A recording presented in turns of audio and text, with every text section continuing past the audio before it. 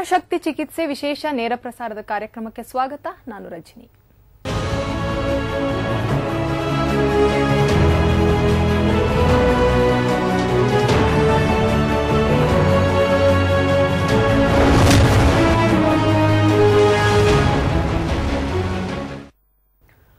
ಪ್ರಾಣಶಕ್ತಿ ಚಿಕಿತ್ಸೆ ಅಂದ್ರೇನು, ಈ ಚಿಕಿತ್ಸೆಯನ್ನ ಯಾವ ರೀತಿ ಕೊಡಲಾಗುತ್ತೆ ಅನ್ನೋದ್ರ ಬಗ್ಗೆ ಇವತ್ತು ನಮ್ಮ ಸ್ಟುಡಿಯೋದಲ್ಲಿ ತಿಳಿಸಿಕೊಡ್ತಾರೆ. ಸುಪ್ರೀಂ ರೇ ಹೀಲಿಂಗ್ ಸೆಂಟರ್ ಇಂದ ಆಲ್ಟರ್ನೇಟ್ ಮತ್ತು ಡ್ರಗ್ಲೆಸ್ ಥೆರಪಿಸ್ಟ್ ಆದಂತಹ ವಿಜಯಲಕ್ಷ್ಮಿ ಅವರು ನಮ್ಮ ಜೊತೆ ಸ್ಟುಡಿಯೋದಲ್ಲಿದ್ದಾರೆ. ಅವರಿಗೆ ಕಾರ್ಯಕ್ರಮಕ್ಕೆ ಸ್ವಾಗತವನ್ನು ಕೋರೋಣ. ಮೇಡಮ್, ಕಾರ್ಯಕ್ರಮಕ್ಕೆ ಸ್ವಾಗತ. ಓಕೆ, ಮೊದಲನೇದಾಗಿ ಈಗ ಪ್ರಾಣಶಕ್ತಿ ಚಿಕಿತ್ಸೆ ಅಂದ್ರೆ ಏನು ಮೇಡಮ್?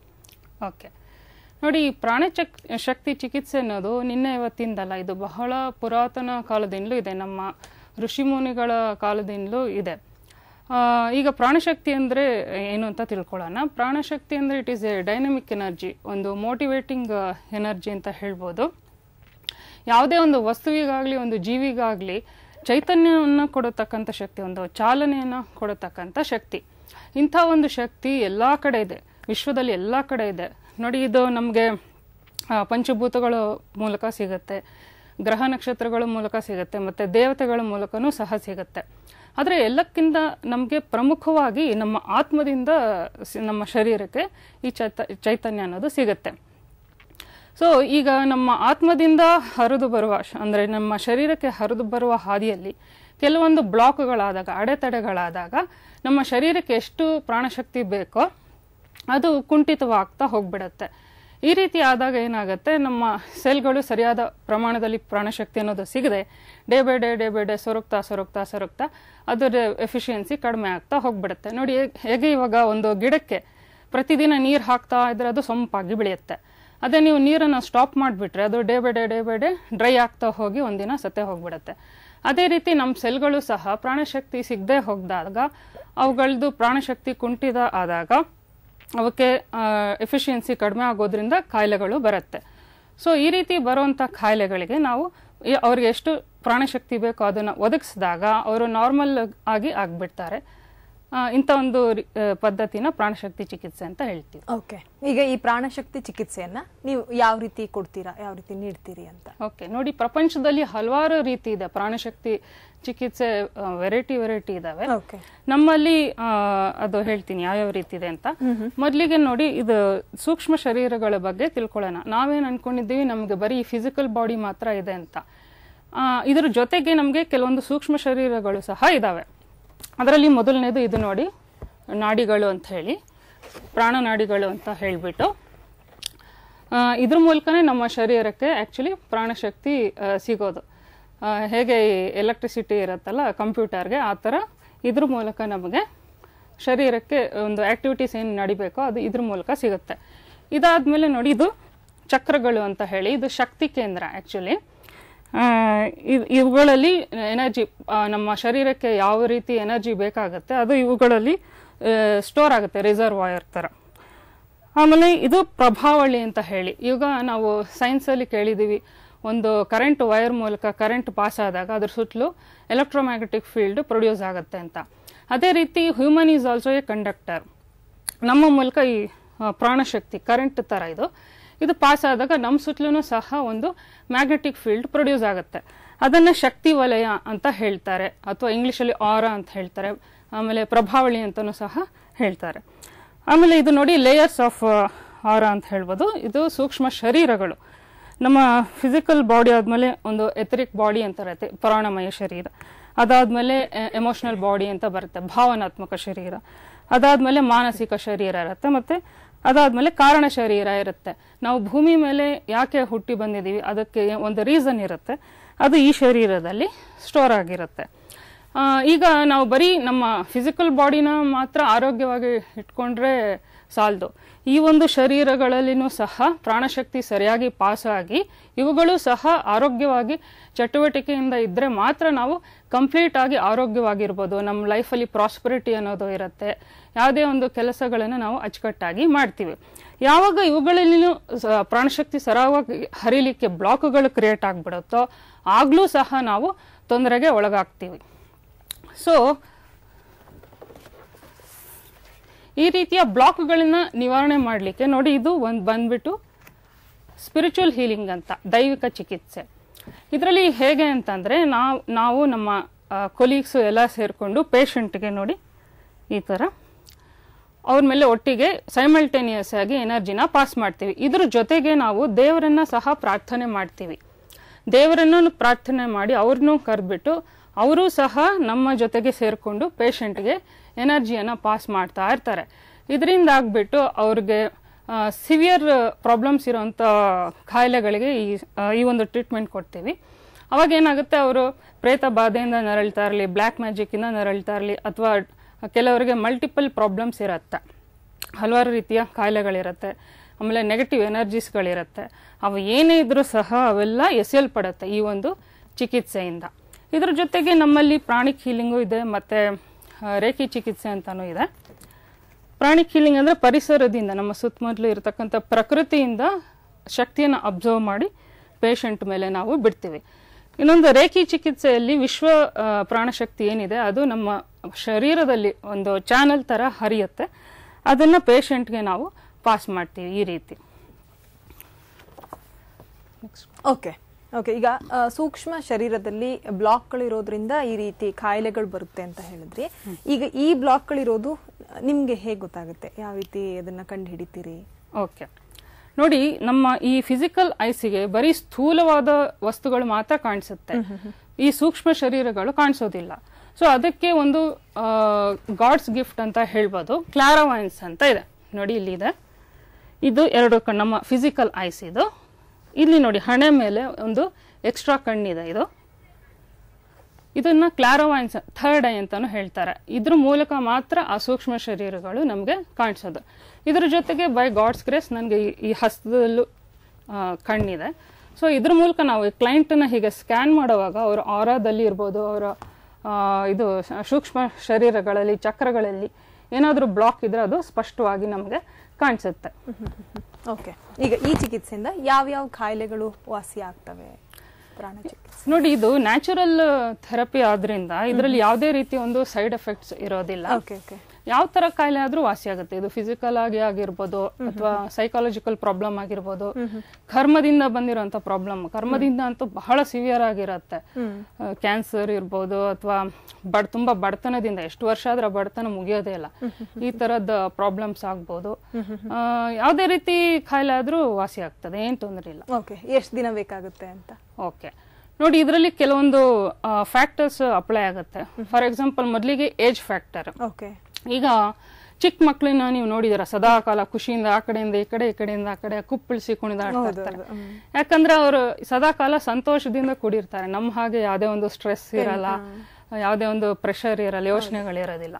ಸೊ ಅಂತವ್ರಿಗೆ ನಾವು ಮುಟ್ಟಿದ ತಕ್ಷಣ ಬೇಗ ಫಾಸ್ಟ್ ಆಗಿ ಹೀಲ್ ಆಗ್ಬಿಡ್ತಾರೆ, ಆಯ್ತಾ. ಈಗ ಒಂದು 20-25 ವರ್ಷದವ್ರನ್ನ ಯಂಗ್ ಈ ಏಜ್ ನಲ್ಲಿ ತಗೊಂಡಾಗ, ಈ ಚಿಕ್ಕ ಮಕ್ಳಿಗೆ ಏನೊಂದು 3 ದಿವಸದಲ್ಲಿ ವಾಸಿ ಆಗುತ್ತೆ, ಅವ್ರಿಗೊಂದು 7 days ಅಥವಾ ಒಂದು 10-15 days ತಗೊಳ್ಬೋದು. ಅದೇ ಈ ಮಧ್ಯ ವಯಸ್ಕರು ಒಂದು 50-60 ಆ ಏಜ್ ಅವ್ರಿಗೆ ಒಂದು 30 ದಿವಸ ತಗೊಳ್ಬೋದು.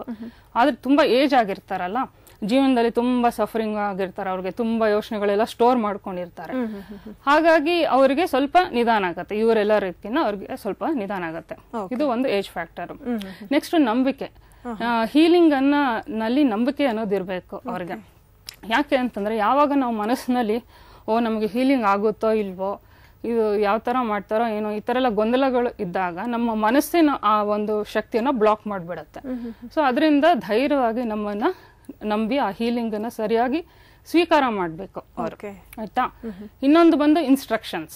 ನಾವು ಕೆಲವೊಂದು ಇನ್ಸ್ಟ್ರಕ್ಷನ್ಸ್ ನ ಪೇಷಂಟ್ ಗಳಿಗೆ ಕೊಟ್ಟಿರ್ತೀವಿ.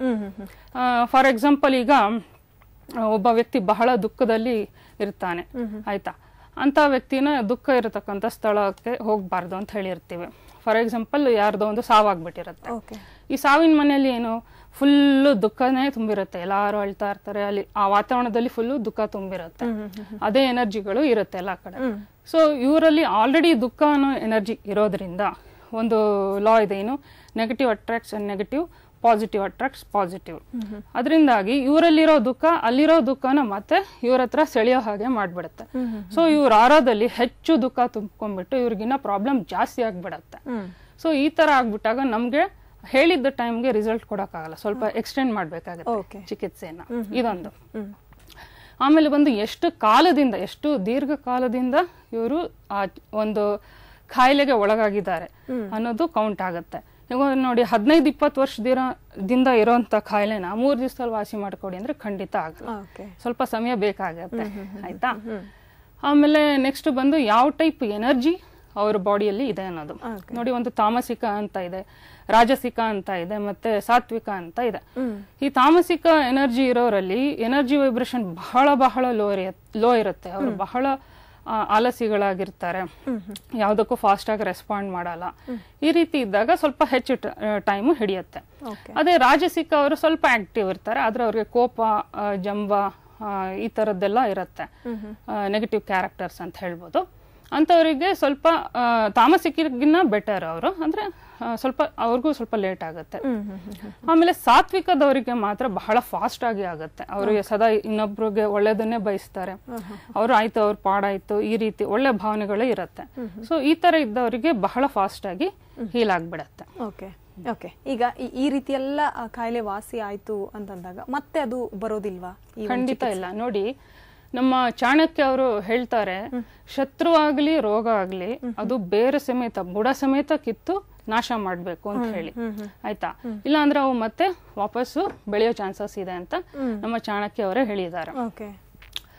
ಸೊ ಈಗ ನೋಡಿ, ನಮ್ಮ ಪೇಷಂಟ್ಗೆ ನಾವು ಹೇಳಿರ್ತೀವಿ ಇಷ್ಟು ಕಾಲ ನೀವು ಟ್ರೀಟ್ಮೆಂಟ್ ತಗೊಳ್ಬೇಕು ಅಂತ. ಆದ್ರೆ ಕೆಲವ್ರು ಏನ್ ಮಾಡ್ಬಿಡ್ತಾರೆ, ಆ ಸಿಂಪ್ಟಮ್ಸ್ ವಾಸಿ ಆದ ತಕ್ಷಣ ನಮ್ಗೆ ಕಾಯಿಲೆ ವಾಸಿ ಆಗಿದೆ ಅಂತ ಅನ್ಕೊಂಡ್ಬಿಡ್ತೀವಿ. ಈಗ ಯಾವ್ದೋ ಒಂದು ನೋವು ಇದೆ ಅಂತ ಇಟ್ಕೊಳ್ಳಿ, ಆ ನೋವು ಹೋದ ತಕ್ಷಣ ಅವ್ರೇನ್ ಅನ್ಕೊಂಡ್ಬಿಡ್ತಾರೆ, ನಮ್ಗೆಲ್ಲ ಗುಣ ಆಗ್ಬಿಟ್ಟಿದೆ ಅಂತ ಅನ್ಕೊಂಡ್ಬಿಡ್ತಾರೆ.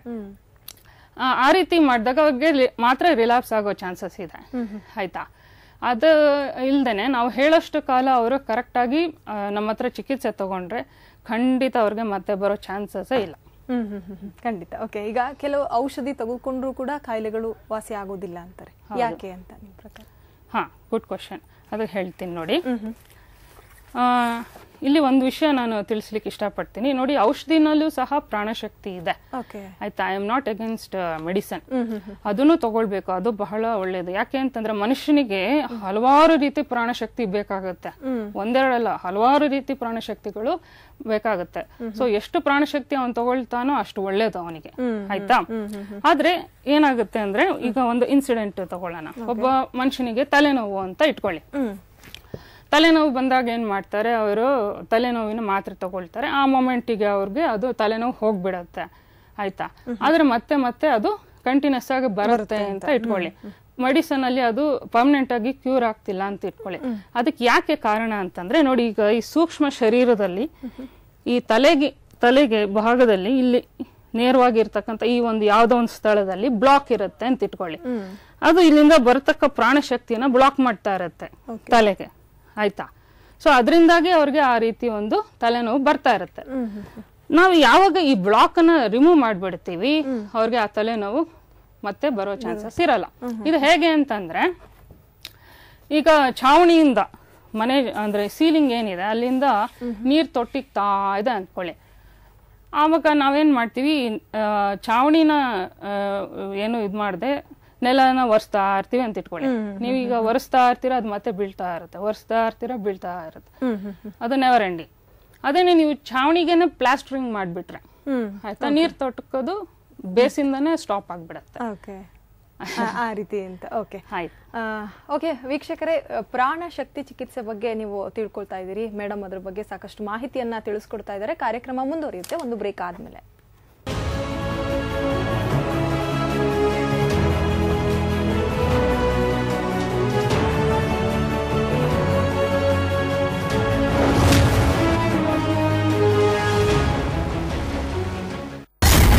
ರೈತನ ಆತ್ಮಹತ್ಯೆ ಅಂತ್ಯ ಹಾಡೋ ಸಮಯವೀಗ ಬಂದಿದೆ. ಸಾಲ ತೀರಿಸಲಾಗದೆ ನೇಗಿಲ ಯೋಗಿ ನೇಣುಗಂಬ ಏರಬಾರದು. ಅದಕ್ಕಾಗಿ ಸಮಯ ನ್ಯೂಸ್ ಇಡುತ್ತಿದೆ ಕ್ರಾಂತಿಕಾರಿ ಹೆಜ್ಜೆ. ಭಾರತೀಯ ಮಾಧ್ಯಮ ಇತಿಹಾಸದಲ್ಲಿ ಇದು ಮೊಟ್ಟ ಮೊದಲ ಪ್ರಯೋಗ. ಅನ್ನದಾತನ ಋಣ ಸಂದಾಯಕ್ಕೆ ಪ್ರತಿ ವ್ಯಕ್ತಿಯೂ ಕಟಿಬದ್ಧವಾಗಲು ಇದು ಪ್ರೇರಣೆ. ರೈತನ ಒಂದೇ ಒಂದು ಕರೆ ಆತನ ಬದುಕಿನ ದಾರಿಯನ್ನೇ ಬದಲಾಯಿಸುತ್ತದೆ. ಸಾಲ ಮನ್ನಾ ಆನ್ ದ ಸ್ಪಾಟ್. ಕರ್ನಾಟಕದ ಎಲ್ಲಾ ರೈತ ಬಾಂಧವರಿಗೂ ನಮಸ್ಕಾರ. ಕನ್ನಡ ನಾಡಿನ ರೈತ ಬಾಂಧವರ ಕಣ್ಣೀರನ್ನು ಒರೆಸಲು ಒಂದು ವಿನೂತನ ಹಾಗೂ ಕ್ರಾಂತಿಕಾರಿ ಹೆಜ್ಜೆ ಸಮಯ ನ್ಯೂಸ್. ನಿಮ್ಮ ಒಂದೇ ಒಂದು ಕರೆ ನಿಮ್ಮ ಇಡೀ ಸಂಕಷ್ಟವನ್ನ ದೂರ ಮಾಡಬಹುದು. ನಿಮ್ಮ ಒಂದು ಕರೆ ನಿಮಗೆ ಹೊಸ ಜಗತ್ತನ್ನೇ ತೋರಿಸಬಹುದು.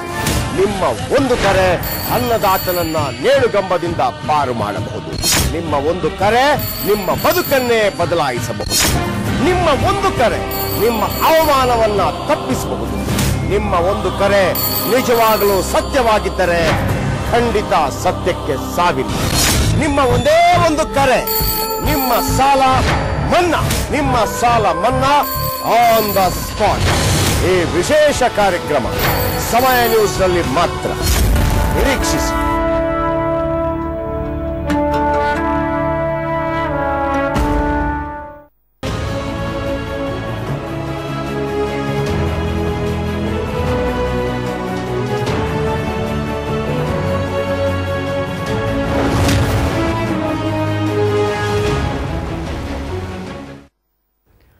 ಪ್ರಾಣಶಕ್ತಿ ಚಿಕಿತ್ಸೆ ವಿಶೇಷ ಕಾರ್ಯಕ್ರಮ ಮತ್ತೆ ಮುಂದುವರಿತಾ ಇದೆ. ಈಗ ಒಬ್ರು ಕಾಲರ್ ರೆಡಿ ಇದ್ದಾರೆ. ನಮಸ್ತೆ, ಯಾರು ಮಾತಾಡೋದು?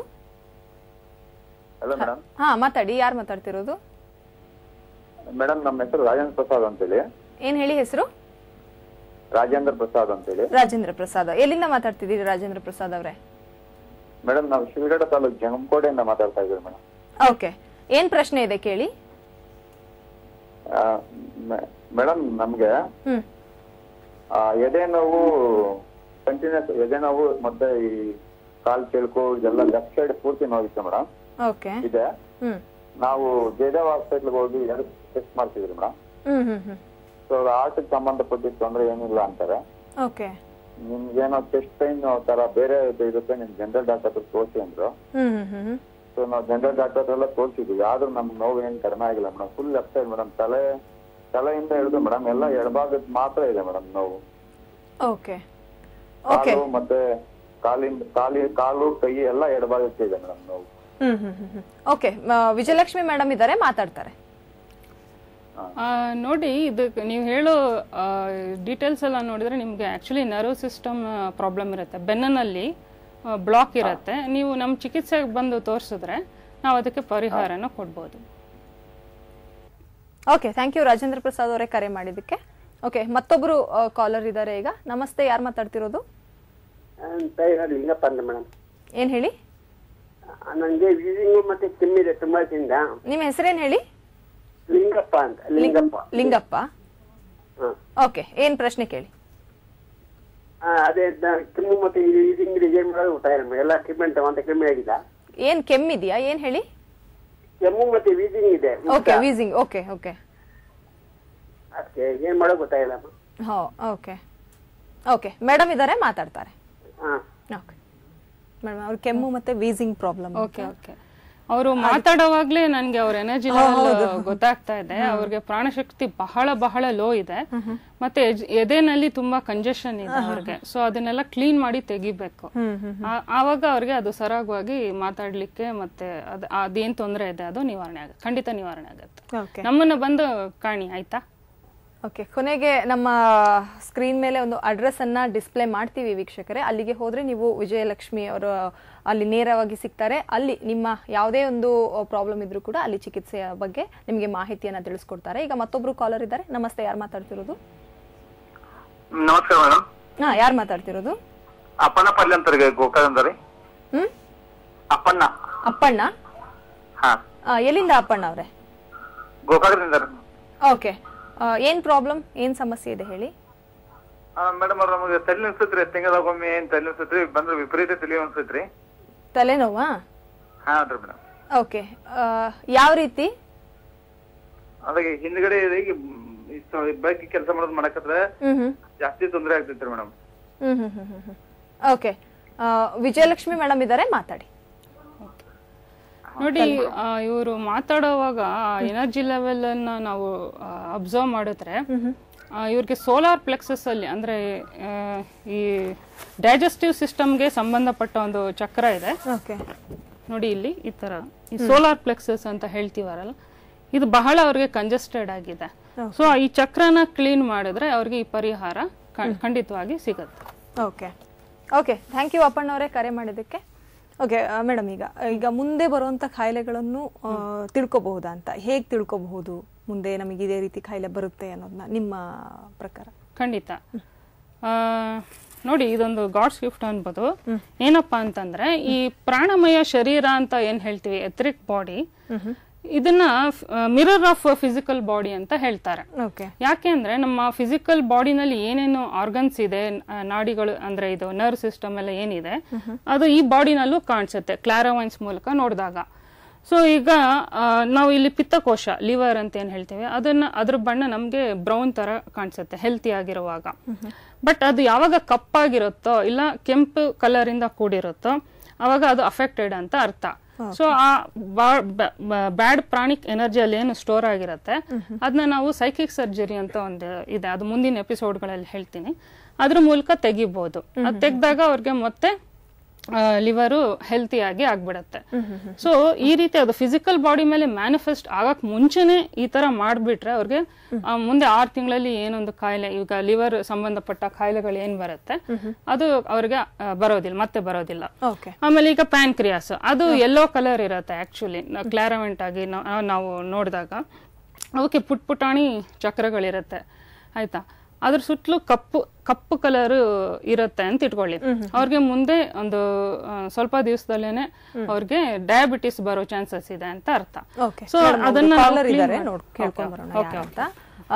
ನಮಸ್ತೆ, ಯಾರು ಮಾತಾಡ್ತಾ ಇದೀರಿ? ಹಲೋ, ಯಾರು ಮಾತಾಡೋದು? ಮೇಡಮ್ ವಿಜಯಲಕ್ಷ್ಮಿ ಅಂತ ನಾನು. ಓಕೆ, ಎಲ್ಲಿಂದ ವಿಜಯಲಕ್ಷ್ಮಿ ಅವರೇ? ಬೆಂಗಳೂರಿಂದನೇ ಮೇಡಮ್. ಓಕೆ, ಏನ್ ಸಮಸ್ಯೆ ಇದೆ ಹೇಳಿ. ಅದೇ ನಮ್ಮ ಯಜಮಾನ್ರಿಗೆ ಲೆಫ್ಟ್ ಸೈಡ್ ಕಾಲು ಫುಲ್ ಬೆನ್ನಿಂದ ಹಿಡಿದು ಮತ್ತೆ ಪಾದದವರೆಗೂ ನೋವಿದೆ. ಮತ್ತೆ ಇದು ಮಜಲ್ ಹತ್ರ ಮಾತ್ರ ಒಂದ್ ಸ್ವಲ್ಪ ಸೆಲ್ಲಿಂಗ್ ಇದೆ ಮೇಡಮ್. ಓಕೆ, ಅದಕ್ಕೆ ಅದು ಸುಮಾರು ಒಂದ್ 5-6 ವರ್ಷದಿಂದ ಇದೆ.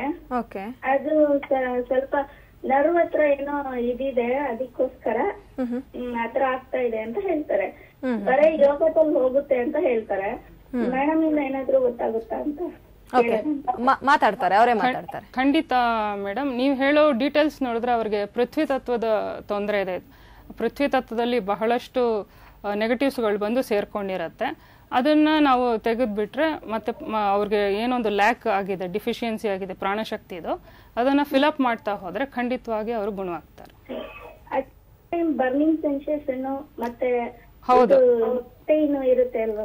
ಹೌದು, ಅರ್ಥ ಆಯ್ತು ಬಿಡಿ. ಅದು ಮೂಲಾಧಾರ ಮತ್ತೆ ಪೃಥ್ವಿ ತತ್ವದ ತೊಂದರೆ ಇದೆ. ಸೊ ಅದನ್ನ ನಾವು ಸರಿ ಮಾಡಿ ಕೊಟ್ರೆ ಎಲ್ಲಾ ತರದ ಲಕ್ಷಣಗಳು ಖಂಡಿತವಾಗಿ ನಿವಾರಣೆ ಆಗುತ್ತೆ.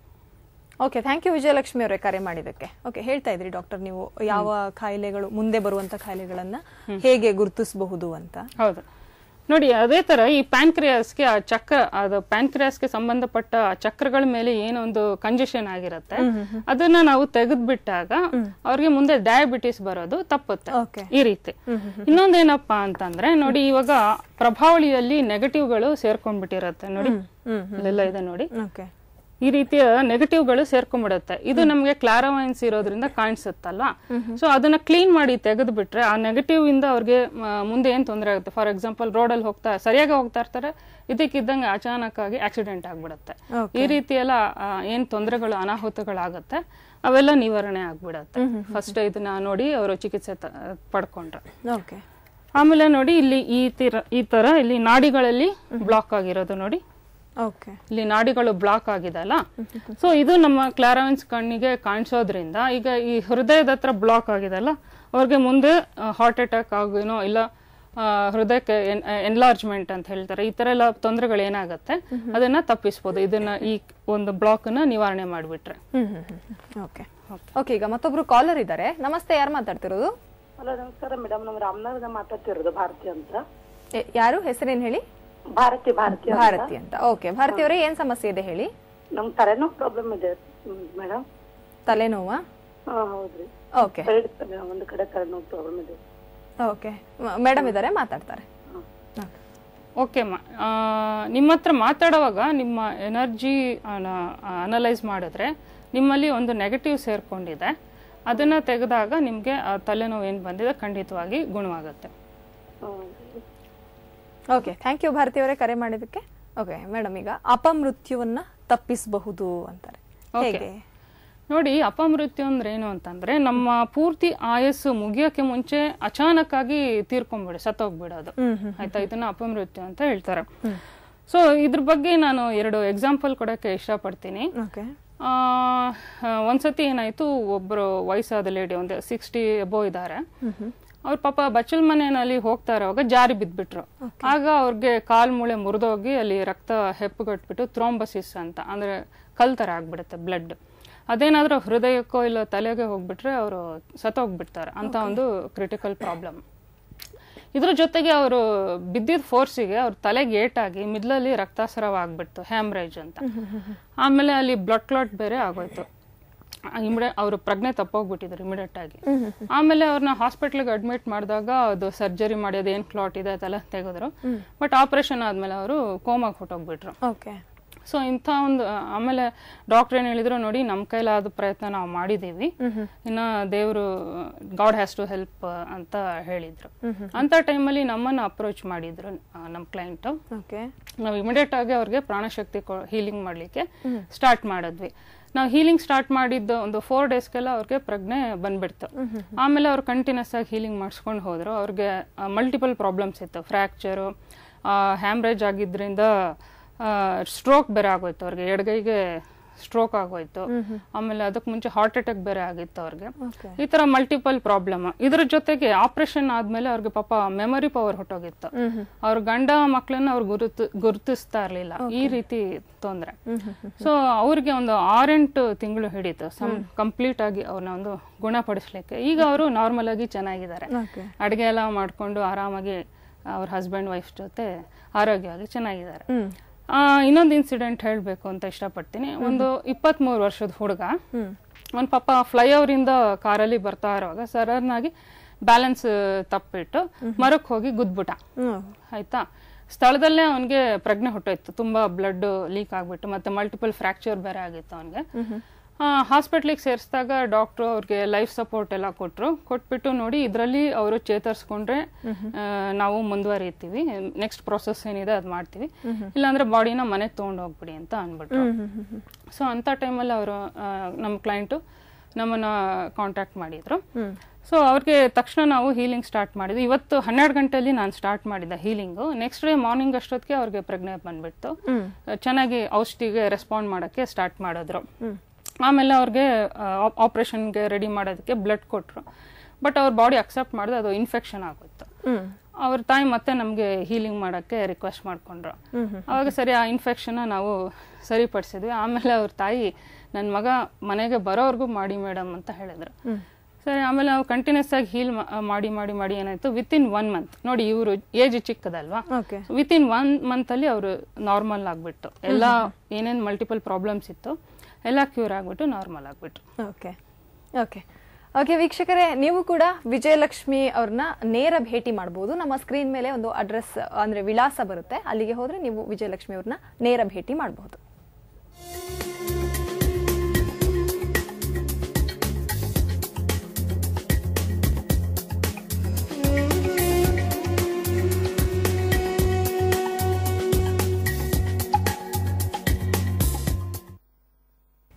Okay, thank you madam. ಪ್ರಾಣಶಕ್ತಿ ಚಿಕಿತ್ಸೆ ಬಗ್ಗೆ ಸಾಕಷ್ಟು ಮಾಹಿತಿಯನ್ನು ನಮ್ಮ ವೀಕ್ಷಕರಿಗೆ ತಿಳಿಸ್ಕೊಟ್ರಿ. Thank you very much. ಈ ಒಂದು ಅವಕಾಶ ಮಾಡಿಕೊಟ್ಟ ಸಮಯ ನ್ಯೂಸ್ ಚಾನೆಲ್ ಅವ್ರಿಗೂ ನನ್ನ ಧನ್ಯವಾದಗಳು. Thank you. ಓಕೆ ವೀಕ್ಷಕರೇ, ಇದು ಈ ಹೊತ್ತಿನ ವಿಶೇಷ ಒಂದು ಕಾರ್ಯಕ್ರಮವಾಗಿತ್ತು. ಸಮಯ ಸಮಾಚಾರ ನಿರಂತರ.